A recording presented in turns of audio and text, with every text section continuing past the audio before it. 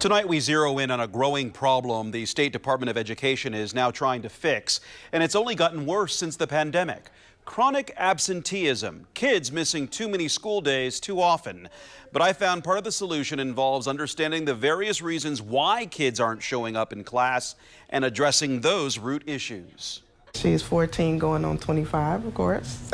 Mary Moore scrolls through pictures of her youngest daughter, Miriam. She loves makeup. She loves doing hair. Very spontaneous young lady. She loves to be with her mother all the time. Very intelligent. She's your baby?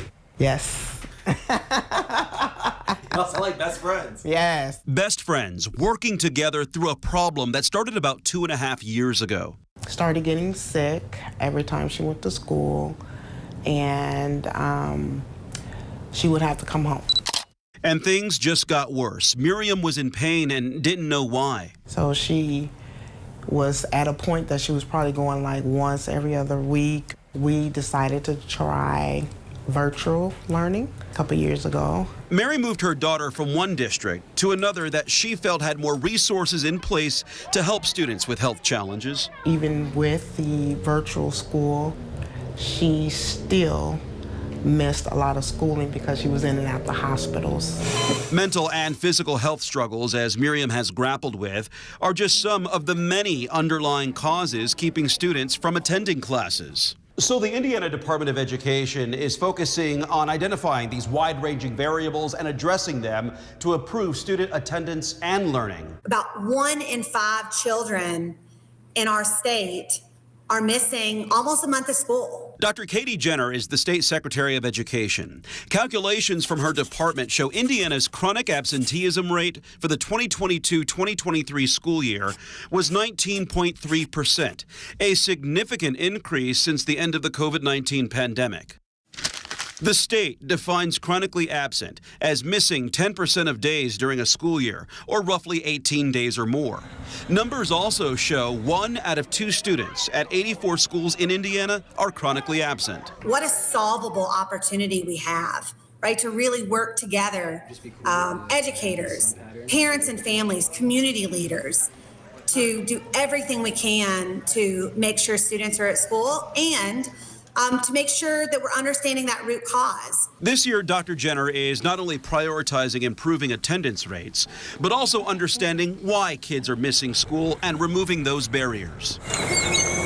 We have kindergarten, first, and second grade students who are not attending as much. They're more likely to be chronically absent. Same goes for high school students. Data from the state shows only upper elementary and middle school students are attending class more regularly. Our young students, that's where we need to talk to the parent, guardian, family member and say, help us get them to school. Let's figure out how to find a solution here. For our older high school students, we're absolutely hearing that, maybe they are caretaking for a younger child. Older siblings may be taking on caretaker roles in their households or working jobs to make ends meet at home, which may compete with their schooling. We're also hearing very honestly that some students don't see the relevance in their high school learning in particular. That's why the state is working to rethink the high school experience, to engage students and connect them to projects that they view as important and impactful.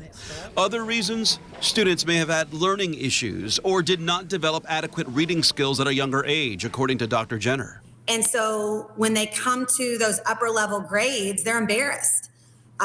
Because they don't have the skill set that maybe some of their peers do. And so it's easier to not come to school. For Mary Moore and her daughter Miriam, who is battling sickle cell disease, they found an option called homebound schooling, in which a certified teacher offers lessons at the home and also through Zoom. That's where we're at now. Doing homebound schooling is tailor-made to her and her illnesses and challenges, and that has actually worked out pretty good for her. What works and what doesn't? Questions Mary's family had to consider so Miriam could continue her schooling. All of those questions are very, very important as we determine as a state how to overcome this challenge. We absolutely can and we must. Dr. Jenner is also pushing for changes to state laws this legislative session when it comes to addressing absenteeism. And the Department of Education is testing a new early warning dashboard system for educators and families. The dashboard would be able to clearly show which students risk not graduating, and attendance would serve as a high-ranking indicator.